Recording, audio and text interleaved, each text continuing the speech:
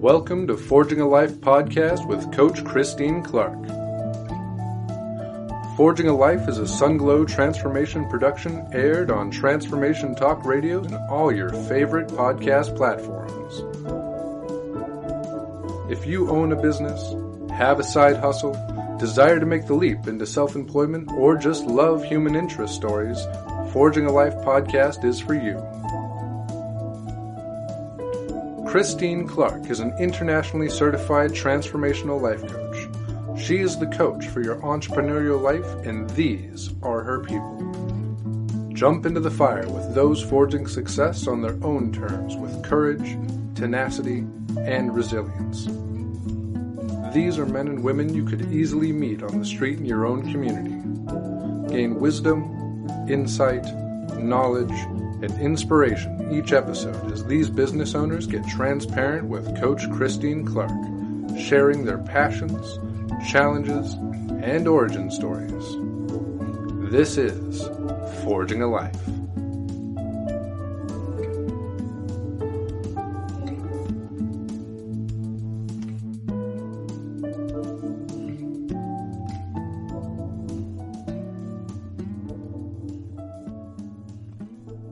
Hello, this is Coach Christine Clark. This is Forging a Life, and my guest today is Paul Van Cleave with JP Party Rentals, which started out 5 years ago with some bounce houses, but now has over 150 rentable items. They serve the Des Moines metro area, and I am delighted to have you here with me today, Paul. Thank you for joining me. Absolutely. Thank you so much for having me. You are most welcome. Tell me just a little bit. What I know about your background is you went into ministry. So tell us a little bit about that journey and how do you get from minister to bounce houses? That is a question I get all the time. Coming out of high school, I went into Bible college and knew I had a call in my life to serve a generation of youth. And so I graduated with a degree in youth ministry from Central Bible College. And while I was there in school, I pioneered a youth ministry and led that for 4 years and saw great things happen, then transitioned back home to Des Moines. And after youth pastoring for another 4 years and serving in the local church as a lead pastor for a while, I'd always been discussing and exploring options to do something outside of the box, to start a business or even to do ministry in a unique way that's not confined to the four walls of a church. That had also always been kind of in the back of my mind and in my heart to do something unique and creative. And it was through doing nonprofit work and doing family events in the community. We had rented some bounce houses for one of those events that we did for free. And when those arrived, we took a look at them and we're like, man, we could do this. We could do this someday. And so it took a few years after that epiphany to have the opportunity, and I believe the opportunity was directly from God. It was a perfect opportunity for us, a great deal to buy a business out of Minneapolis, and so we took the leap, and the rest is history. Yeah, so it was March of 2015. You went up to Minneapolis and brought home 5 or 6 items, couple bounce houses. Yep. So we had no idea what we were getting ourselves into, which is funny because it's a whole different story when you rent bounce houses and then you go and pull a U-Haul up to Minnesota to pick up 4 bounce houses and 1 with a slide and get instructed at night in the person's driveway on how to roll one of them up, get all the paperwork and load up the U-Haul and drive back the 4 hours back to Des Moines just with a dream in your heart, not much knowledge in your head yet, but just a hunger and inspiration to bring joy to people's lives and what kind of a company we wanted to build. So yeah, that is so fun. That is really cool. Yeah, because when you order one, other people come and they set it up for you. Yeah. And so I'm sure there's a learning curve about how to set them up, or can you be on a hill? Probably not. Getting all the air out so they roll up and fit back in. I know when I open something, take it out of the box, it never goes back in the box the way it came out. So yeah, a lot of fun. So tell me just a little bit about how you started, what some of your first events were, and if there's any stories to go along with that. Well, we started out and set all of them up in my mother-in-law's backyard. She has a lot of land in her backyard. So we set them all up and invited some friends and family over to take a look at them. And I remember setting up the first one in her driveway and just thinking, what have we gotten ourselves into, when we saw it fully inflated? And we thought, man, these are a lot bigger than we remember. And so that first moment of having them all up and taking those pictures and having friends over, there's such a satisfaction of, man, okay, these are ours now. What can we do with these? Our first year, we didn't have very many events. We started off really slow. There was an unexpected death in my business partner's family. He's my brother-in-law. And so very unexpected and tragic. So we kind of didn't do anything with the business for a period of time and had a really rough first year, obviously just learning a whole lot. Inflatables have to be inspected by the state. And so I remember when the inspector came, we had no idea what to expect. So we had to send someone on errands to go get the right size of stakes to drive it to the ground based on what he's telling us. And but starting in year 2 is when we started to be a part of people's parties, their backyard events, birthday parties. I could share so many stories of setting up at a daycare, and while kids are watching on the other side of the fence, chanting "bouncy house, bouncy house" as we inflate the thing. Like a rock star, right? Yeah.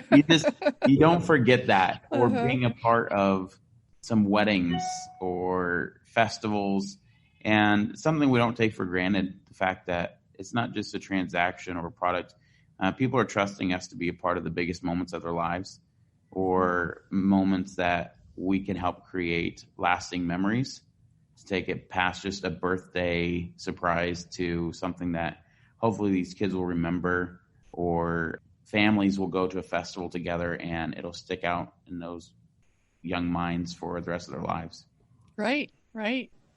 There always is when we would go to this event, and there would always be the bounce house, and the kids would always play in it until they got too big. Yeah. So what were and are the audacious goals, and how far has the dream come for you? Well, I have recently, since we started this business, it's funny, my wife was a huge fan of Mickey Mouse, even till she graduated high school. And I like to tease her. She has a senior picture with a bunch of Mickey Mouse items and memorabilia around her. And so she has a senior picture surrounded by Mickey Mouse. And I was never a big fan, but once we started this business, obviously just looking for inspiration and people who have changed industries, I was really inspired by Walt Disney. So I kind of joke that I want to be the Walt Disney here in Iowa, in the Midwest. We'd love to be the number one source for family entertainment here in our area. We know that there's a stigma with the bounce house guys. You just kind of expect them to show up and just be kind of like a carny. And I think what we're looking for is just to branch out into other areas to bring entertainment. So since starting out with 5 inflatables that were completely paid for, what we've been trying to do is set goals, to obviously financial goals, but goals to grow the right way, to not sink ourselves into debt, to add attractions the right way and look to what will meet needs. And so that's always been an inspiration to us. We've been willing to take some chances and get some unique items that nobody else around has, that are maybe a lot larger than we should have had. And we got one obstacle course I'll never forget. It's 1,500 pounds. It's, oh my goodness. Just enormous. And we got it, and we were so excited to blow it up. So once again, revisit mother-in-law's backyard. Right. We get it set up, and everyone's playing on it. It's super unique. It was wonderful. It was a blast to play on. Then the sun starts to set, and Jordan, my business partner, and we both realized, all right, we have to take this down. and it's starting to get dark, and we have no idea how to fold it or roll it or anything, and it's huge. So we took down, there's 2 sections, and it was absolutely hilarious. We had to use the headlights on his Honda Civic to light the inflatable as we're trying to roll this thing up, and we can't even get it on the dolly, the hand cart, to roll it into the garage. We had to roll it all the way up like a football practice. It was absolutely insane, but something I'll never forget, that's how new we were and had no idea what we were doing, but we had a dream and checked off a goal. We knew that in order to meet the needs of people and provide that entertainment, you have to take risks and you have to get something that nobody else will go for. And I mean, that's such a big life lesson. Right. Sometimes you have to take a leap that no one else is willing to take in order to get to what you want to be or where you want to go or what you want to have. Absolutely. I'm thinking about, you said 1,500 pounds, even in 2 sections. That's over 700 pounds. I mean, you actually, I can see you guys, like you said, football practice, rolling this thing. Yeah. But can you actually get it picked up how do you load it into the truck or the van? It's funny because inflatables is what we do right now. Obviously, it's not the end all, but every big inflatable that we've gotten has started off. I remember when we got about a 600-pound, 22-foot tall slide. And Jordan and I thought that was just impossible to roll. And every time we did it, we knew, okay, if we can just get over this hump in the vinyl, that's where it's all bunched up. It'll be smooth sailing from there. But it was so hard to do. In fact, one of our first ones, I said we got 4 bounce houses and one with the slide. That only weighs about 350 pounds. I say only. Right. But it was much the same. When we were rolling that up in a backyard, we felt like if we can just get past the slide section and where this is bunched up, we're going to be fine. And then graduate to that 22-foot slide. But the more you do it, the more you get used to it. You persevere and you learn. You learn better techniques. We were at a festival with our 22-foot slide, and once we were taking that down, the light bulb goes on at random moments in life, and we took a step back and looked at it and said, man, we've been doing this a lot harder than we have to. And there on the street at this small town in Iowa, we figured it out a lot better, and it was way easier after that. So much the same with our 1,500-pound toxic drop inflatable. What, a 1,500-pound, that obstacle course is called the Toxic Drop. Toxic Drop, okay. So with that one, practice makes perfect. Whereas it started off, we were thinking we needed a crew of 7 guys in order to set that up anywhere. Now we can do it with 2 just fine. Yeah, so that's, in any business, hands-on, there's learning. You figure out the tricks and the techniques and the tweaks, and when you have those epiphanies, it's like, oh, hey, wait, if we do this instead of that, that's part of the growth process, which is beautiful. You said that you and your brother-in-law, who is Jordan, right? Correct. Yeah, had looked at a lot of different things before you ended up actually jumping into bounce houses. Why bounce houses? What was it that clicked? Because, obviously you're having this desire to do some entrepreneurial vein of some sort. And I don't know how many years you probably rolled things around, talked about this, talked about that. What was the catalyst to step into this particular industry? Honestly, I think it really was birthed out of doing those events with our nonprofit organization and my background in ministry and always wanting to bring joy to people's lives. And I remember instances in my childhood that weren't a huge deal, but it was something that just added a little bit of magic to my life and a little whimsy. We wanted to be a part of that. I also know that it was just an opportunity that presented itself. And so it's funny that we talked about everything from opening a laundromat to miniature golf to anything. And I'd be lying to say that those possibilities aren't things that we still consider. And we still discuss new options and new avenues now. But now we have a filter to go through to where we're in the entertainment industry. This is what we love doing. We love the looks on people's faces.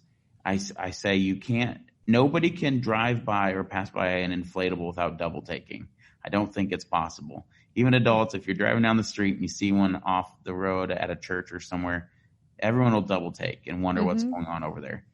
And so those are moments that we've come to love. It kind of came about on accident. I think it was really out of that event that we did where we rented some.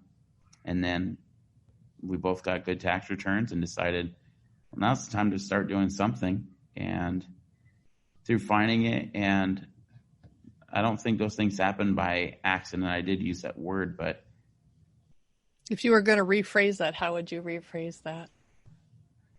Divine appointment, if I could be so bold. Absolutely. Because I believe that the opportunity was just amazing. It was perfect. To be able to buy 5 of them at once, a whole business, and the guy being so wonderful to us, and launching that with a bite-sized chunk, it was intimidating, of course, but if we had started with anything more than that, I think we would have been overwhelmed. And with one, we wouldn't have been able to get off the ground. It was just the perfect opportunity. We've kind of continued to grow that way. What is something that people want? What is something people need? Requests that we get? Well, then we evaluate each one by one. We're going to continue doing that no matter what we find ourselves in next. Tell me, what are the things that you have? Because you said, start out with bounce houses, but you said 150 items. So give us an idea about the variety of what your business offers right now. So we started with those bounce houses, and now we have a mechanical bull. In fact, we just last weekend went and picked up a motorcycle attachment for that mechanical bull. So instead of riding a bull, you can ride an 8-foot motorcycle on it, and that will be what's spinning and bucking. And it's one of only 12 in the country, we've learned. So we're excited for that. So that's kind of on our higher end. We have a couple other mechanical inflatable items, a bunch of obstacle courses, concessions items such as popcorn, cotton candy, and spin art is one that I was really excited to get into because I just mentioned there were some moments in my childhood that really stand out to me still at 36. And I remember my parents doing staycations for us every once in a while, picking us up from school and already having some clothes packed for us. And they would take us to the Crystal Inn, which is now a Holiday Inn over by the airport in Des Moines. It had the dome, and the pool was over there. And on some Saturdays, they would do family days and whatnot, and they would have spin art there. And to this day, I remember going to Toys R Us before going to the hotel, getting something special for no reason, and going and enjoying swimming, learning how to swim in that pool. I remember that, and doing spin art and getting to take home my creation. So that was a special one for me when we got into spin art, and we have Frisbee spin art. To be able to bring those, I often share that story that something so simple as a cardboard card with some paint splattered on it, who knows, kids may be talking about it for the next 27 years. Absolutely. Absolutely. As you talk about that, I came across this past year, maybe 12 months ago, spin art that my sons had done at the Iowa State Fair. The one that my older son, Ben, did, it was a unique piece. Spin art's just spin art, but there was something about it. And the way as you turned the card, I could see different images in it. And so I ended up framing that and giving it to him That's awesome. as a gift. And like you said, spin art sticks with them, sticks with kids. And it is a memory. And, then you have that to take home. You have that to hang on to. So you guys are like a whole carnival in and of itself. Popcorn, cotton candy, spin art, all the, bounce houses and all the different rides, I guess, what I would call them. But so what's the biggest event you've done? How much did you set up all at once? Well, we work with a local college here in Des Moines area, and every October they do a big event, and we set up 13 to 15 items, and it's for college students and high school upperclassmen. So they're not getting bounce houses. Right. So it's all of our biggest items that are the most work, but seeing those spread across 2 fields is just a special thing. So that's probably our biggest in terms of how many inflatables are set up at once. But we've worked with some great people. We've been a part of the Celebration Festival with the Iowa Asian Alliance, been a part of the Latino Heritage Festival. It's an honor to be a part of those kinds of events, working with schools for after proms. Of course, this past year, sadly, most schools weren't able to do that. Mm-hmm. But we're excited for 2021 to hopefully be able to provide that students will for sure remember for a long, long time. So those are kind of our bigger events. Another great relationship we have is with the Blank Park Zoo. And so our stuff is at Night Eyes every October for Halloween. So that's a fun one. We love working with them. Talk to me about community. There's such a need for community right now. I can't even begin to, I could talk about that for hours. This year has set people back so much, in my opinion. And of course, we don't want to get political or anything, but to have people so isolated right now is such a sad thing, especially for our industry, because of this is what we do. We love to bring people together. Mm-hmm. And to not have community events for the 4th of July is just heart-wrenching. I know that the effects of people being together, there's been scientific studies even on the benefits of human touch. That's why if you watch professional athletes in the NBA, that season is just kicking off. They give each other high fives all the time after every free throw, whether it's made or missed. They touch hands with everyone on their team. And there's been studies to show the benefits of doing so on increased performance and increased morale. It's the benefits of a hug and interaction. And to me, that spreads to community, to where when people come together to celebrate anything, there's such a positive ripple effect in that, which is our priority. We want families to play together to hopefully help them stay together, to help them create not just memories, but also standards for them. If these kids who are coming and having fun with our inflatables can grow up having those memories with mom and dad and remembering the joy that they felt and whatnot as part of a community as a whole, or their church organization or whomever is we're working with, hopefully they can grow up to be adults that understand the value of being together and being with family and having that foundation and passing that along. Hopefully we can turn some of the issues around in our country from being together. Yeah, and spot on, all of that. From the life coach, psychology, part of it, we are hardwired for connection. At our roots, we are tribal. And there's so much good that comes from being in contact with other people. And I think that's maybe one of the things that we're not discussing in the current climate is the detriment that's happening emotionally, psychologically, physiologically, from not, from distancing and not engaging in that touch. So definitely important. And thank you for speaking to that. Yeah, community. And you're creating the memories and carrying that forward for those kids to share with their kids. I know that with, like the Iowa State Fair, there's some big events that are just their family tradition, as much as Christmas or Easter or anything like that. Yeah, it makes a difference. All the different types of events that you've done. You said weddings when we talked before. How does what you do fit into a wedding? It's one. That's actually kind of a growing trend right now. to me, it makes sense.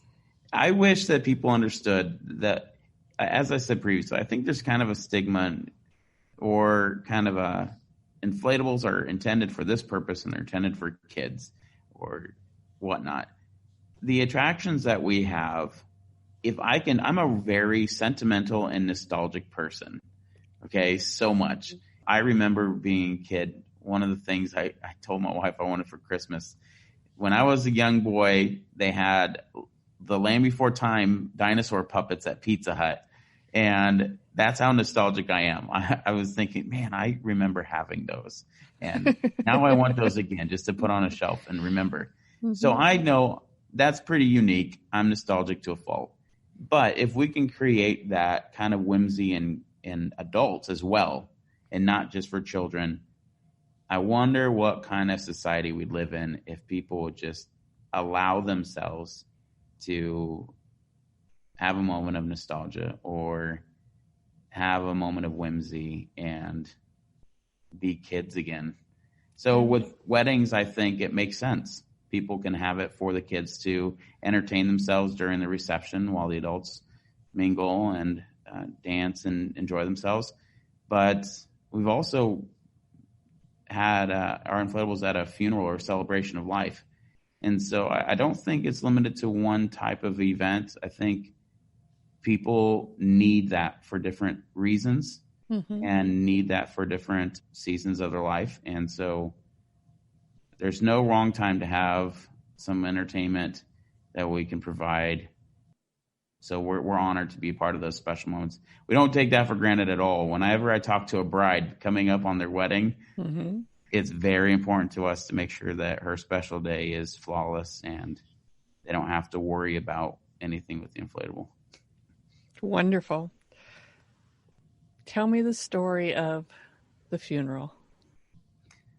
So there was a little boy who lost his battle with sickness, and my understanding is prior to his death, he had written his own obituary, essentially, or what he had in mind for his birthday coming up. Yeah, I believe he was turning 5, or had just recently turned 5 years old. And so he had it all mapped out. He was going to have Batman there, and he was going to have a circus or a carnival, and he wanted 5 bounce houses. And it was this whole celebration. And sadly, he passed away before he could see this come to fruition. And we were approached, and we were honored to be able to donate 5 bounce houses to this celebration of life for him.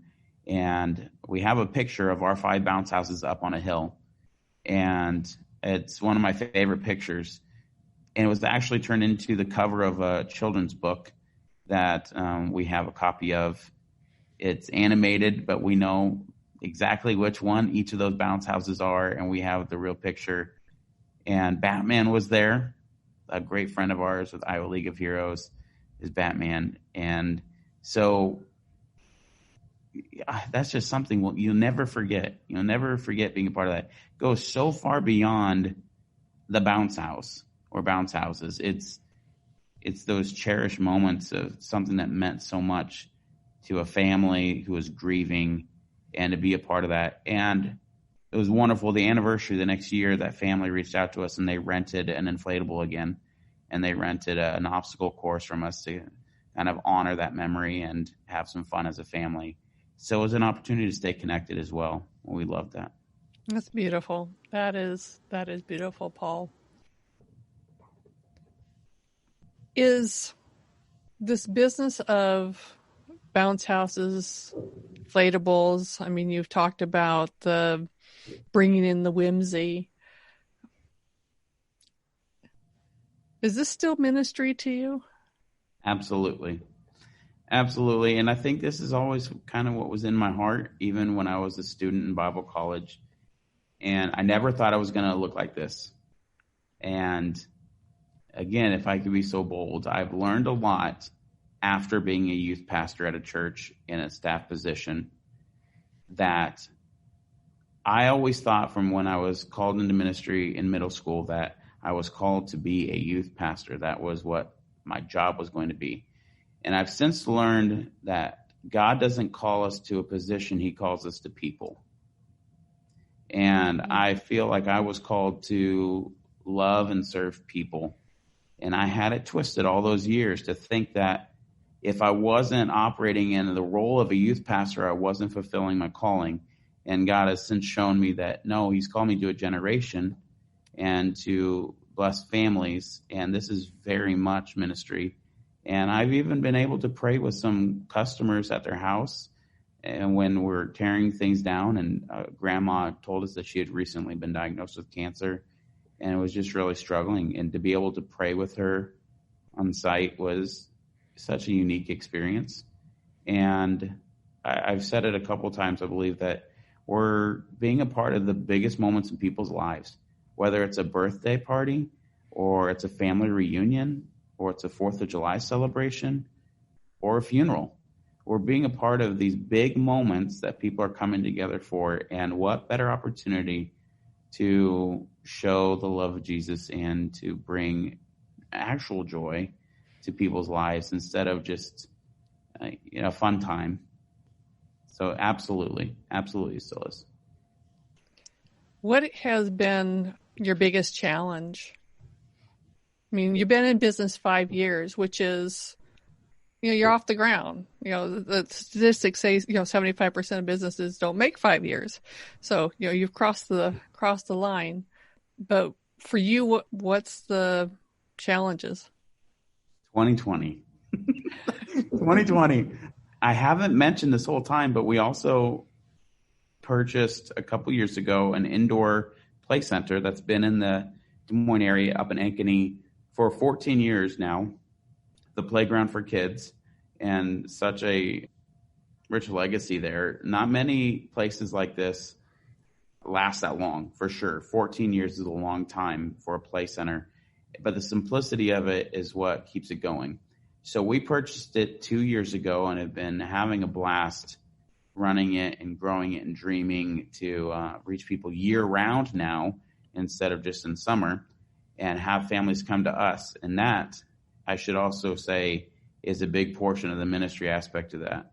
Whenever I open up the playground, I get here early and I pray, and I just pray that people would come and encounter joy, and that their anxiety that they're dealing with be replaced with joy and peace, and that it would be a place of rest for moms who need a break, but also from the stresses of life and worry, that they would just really feel a lightness here. Mm-hmm. And so that has been probably our biggest challenge to date. Is this year we were forced to learn some lessons the hard way about we've been growing the right way and managing, not having to go into large amounts of debt, but we were so focused on growth to have to slam on the brakes unexpectedly and not being able to plan for it showed us that there's a season to grow aggressively and there's a season to pump the brakes a little bit and learn, okay, we need to manage well what we have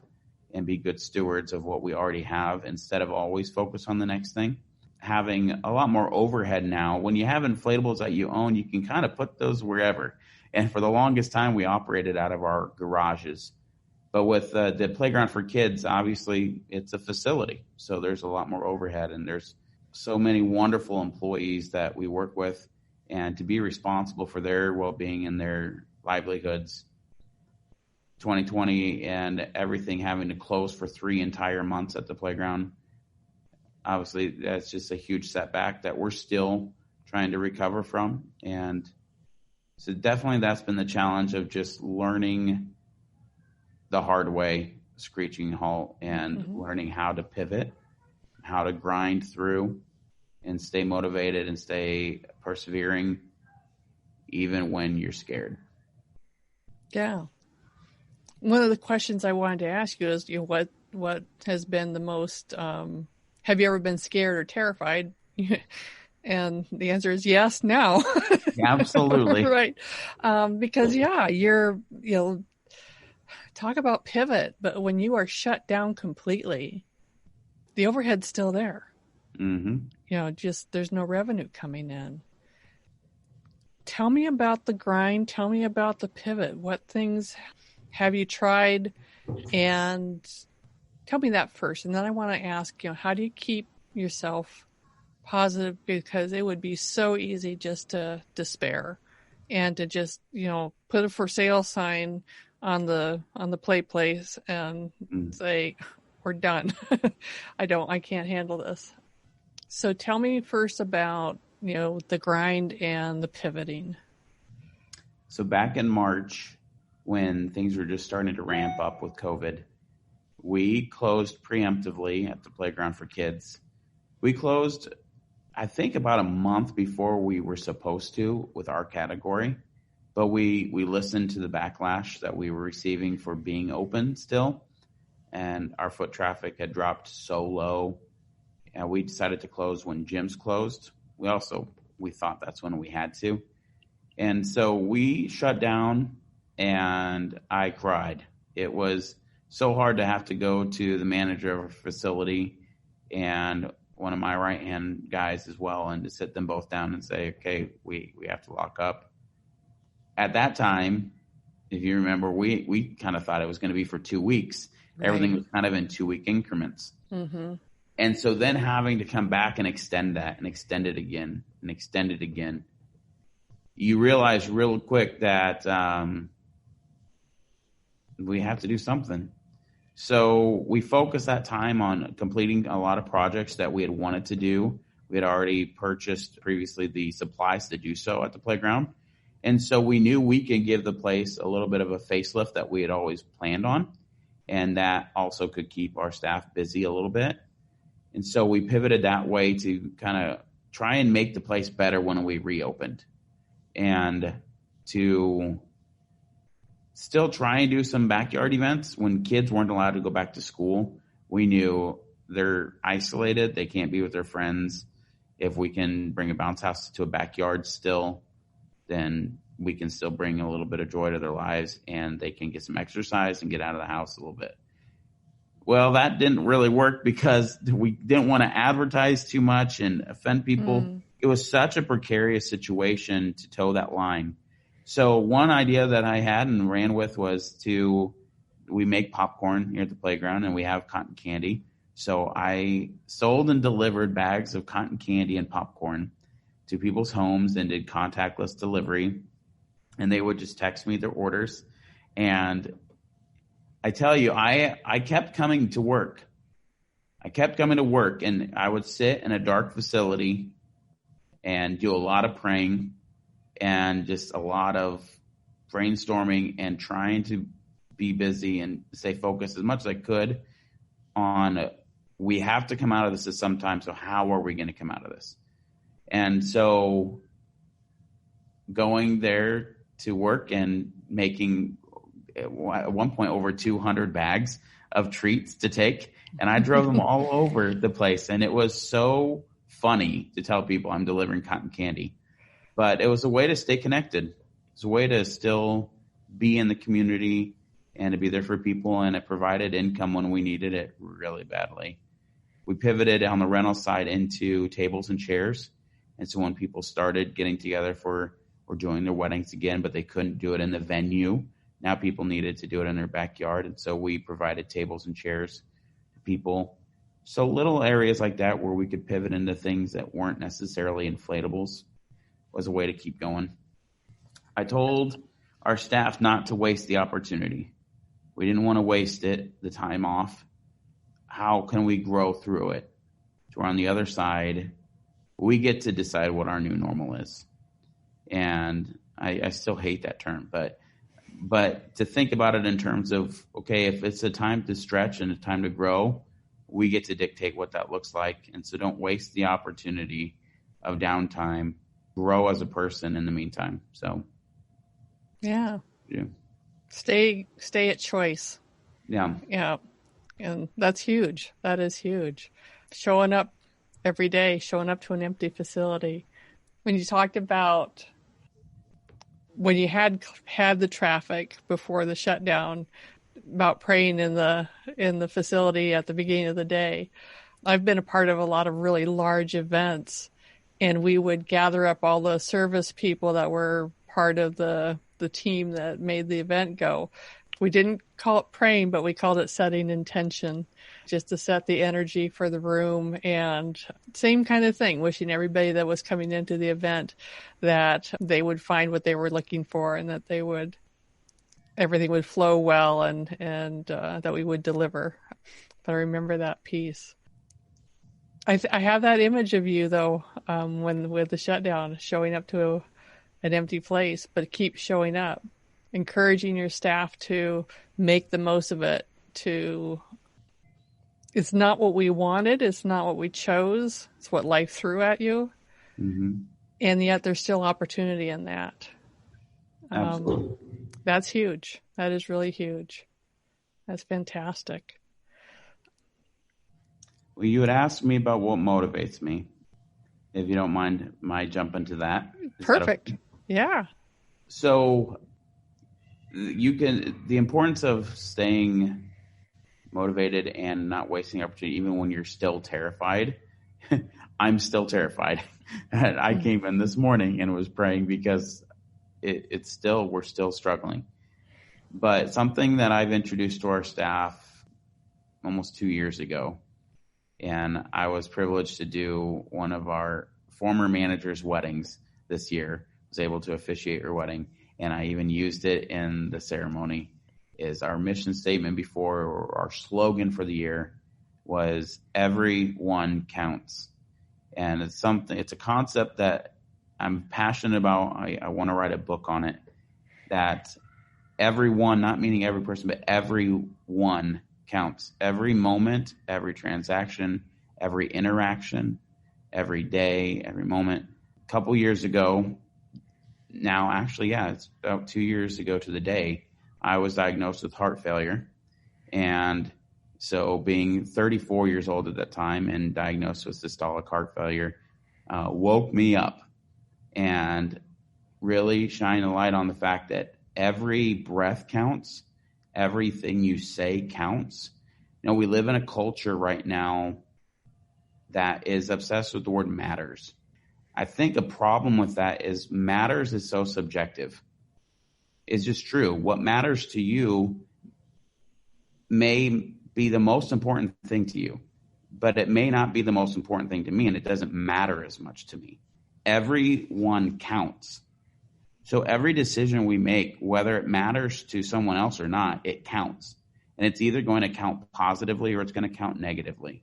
Every word you speak to your children or to your spouse or to a friend or a loved one, it counts. You can't get them back. You don't get do-overs. It's when my son will try and show me something that he's been working on. And if he can't do it, even though he's done it 3 times in a row practicing for that moment, if he's trying to show me and he says, "Oh, that didn't count. I get it. Let me try again." We kind of treat life like that sometimes and say, "Oh, that didn't count. It did count. You don't get a do-over." Those words you spoke, they did count, and they mattered in somebody's life for positive or negative impact. Every customer that comes through our door counts, and how we treat them counts. You don't get to do it over. You only get one shot. Every transaction, every word, every kiss, every hug, they all count. They all count for something. And the magnitude of that definitely keeps us going in this kind of an industry that, especially in a year that not a lot was able to happen, every opportunity we get, it counts for something in somebody's life. And we don't know how much that matters to them. Mm-hmm. We can only guess how much it matters to us. But regardless of that scale, it counts. Right. Every single time. I love that, Paul. Everyone counts. And what I hear in that for you, especially through this 2020, is it's also a way of staying in gratitude, staying in motion. Mm-hmm. When there is so much less to count, if you're looking at foot traffic, knowing everyone counts, that you're making the most on recognizing what is present, what is there, what is happening, which naturally helps you manage it. It can keep you afloat. One of the things I work with people is, what are they looking at? What are they focusing on? And I like that. Everyone counts as far as all your interactions, making the most of life, one piece at a time, but also having appreciation for everything. Mm-hmm. That's Absolutely. huge. That's huge. That is very cool. Thank you for sharing that. Absolutely. Yeah. What's the future look like for you? What do you see? What are your plans? Well, we are looking forward to 2021, even in the midst of uncertainty, and hoping that we can look. It's hilarious that it's 2020 because hindsight is 2020, and so when we can look at this year in the rearview mirror and take from it what we can as inspiration and life lessons, but looking forward to a new year and new events. We're just talking to some high schools today that are optimistic about having their after prom event and whatnot. We're excited to just get back into the community, whatever that looks like, and also always exploring opportunities. I would love to have our own venues soon to be able to do our own events and to bring people together for our purposes and to share the joy kind of when we want to and how we want to. And who knows, down the road, we have some big ideas to bring people together ourselves, provide space for people. So we'll see if that comes to fruition, but I'm believing it will. That sounds fun because you are called into service to provide for other people's event celebrations, but to create your own event, your own venue, and invite people in. That sounds exciting. That sounds like a lot of fun. And now I just spoke it out loud. Yes. And I've learned that once you say it out loud, you're instantly accountable. So it is. And, we're going to share this with a significant portion of the world, Paul. So you're on the hook. Here we go. Yeah. Beautiful. Beautiful. Good job. Good job. Anything else that you'd want to share with the people who are listening, either from point of view from an entrepreneur doing business or from your background as a pastor? Well, as an entrepreneur, I would say, to go back to that question everyone asked me, why bounce houses? Why inflatables? And if you have a dream or an inspiration that doesn't make sense, even a lot of times to you, that doesn't mean it's not valid, and it doesn't mean that it may not have been birthed from God, and it's a purpose for you and not just an idea, to go for it.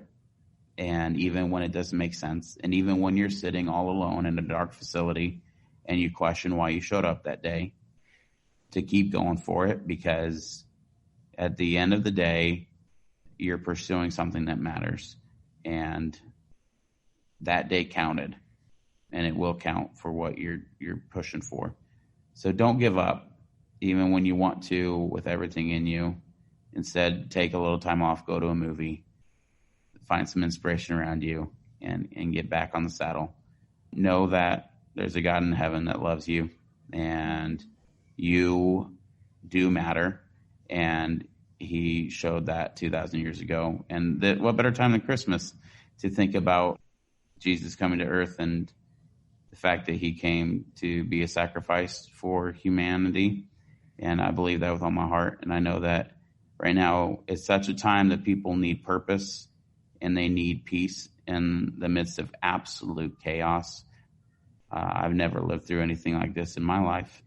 And there's hope out there. There really is. There's joy out there.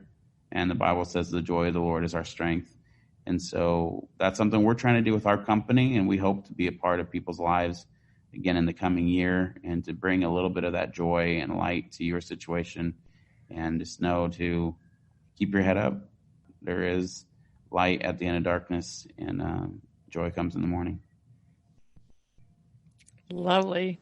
Thank you for that, Paul. Thank you for that. Yeah. Even when you're sitting alone in the dark, it doesn't mean that your choice was wrong. It doesn't mean that this isn't what you're supposed to be doing. Yep. Got to hang in there. Absolutely. Absolutely. Good job. Good job. My guest today has been Paul Van Cleave with JP Party Rentals. You can find Paul and all the party rentals at jppartyrentals.com.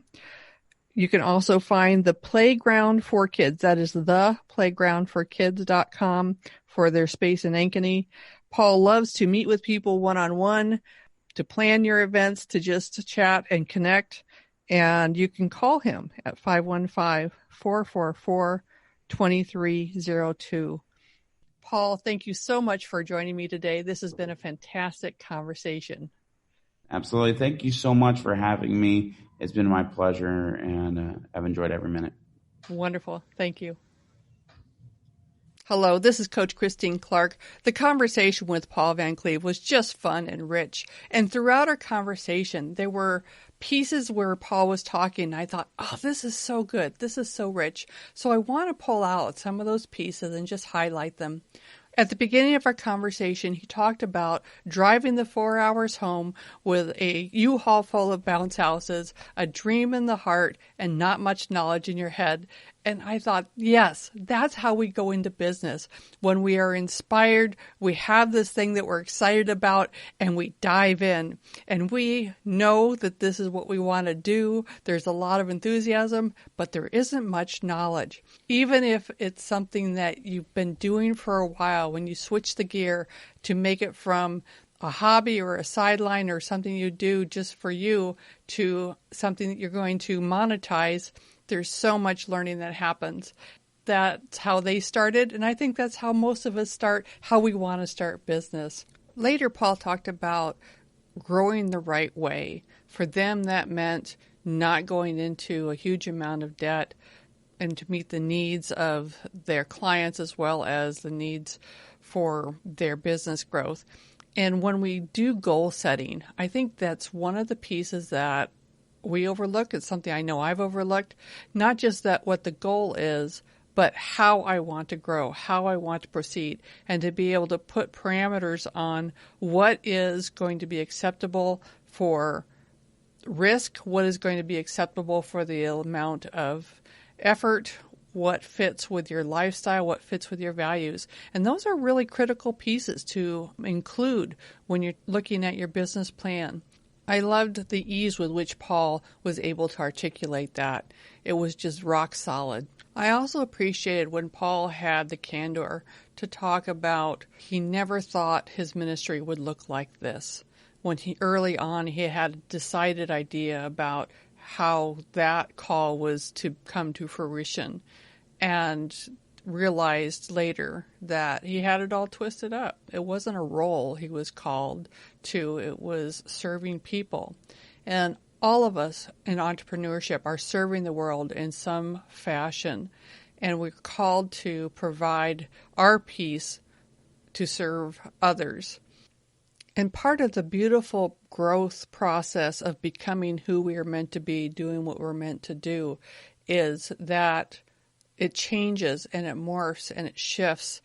And as we get more knowledge and have more understanding and get more experience under our belt, sometimes that ideal that we started out with is not at all what it ends up looking like.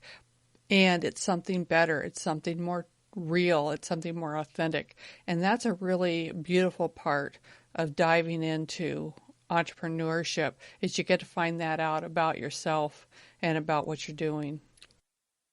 I love what Paul talked about as their experience for 2020, and I think it reflects what so many of us experienced this last year. For them, they were focused on growth. They had to slam on the brakes and shift to being good stewards of what they had, to take the time to do the facelift for the facility while the play place was closed, and to keep coming to work. The image of him sitting in an empty playground for kids, showing up day after day, is poignant. How many of us felt like we were in that dark spot and showing up anyway with nothing to do, our business being shut down, our business being delayed? And what I want us to understand is the strength that we accumulated operating in a crucible of high uncertainty, severe anxiety, and downright unfathomable fear, that we pivoted, that we came up with solutions, ways to stay in motion. We got creative, and it was a push. But when you look at what you've accomplished, what you were able to do in this year of total disruption, I want you to be able to see the gladiator in that. I want you to be able to see the hero in that, what you are capable of under duress, and how much that proves your worth. That's the important piece, that you now have a higher level of acumen, a higher level of understanding about who you are and what you're capable of than ever before. And that's worth carrying forward into 2021. This is Coach Christine Clark, and this is Forging a Life.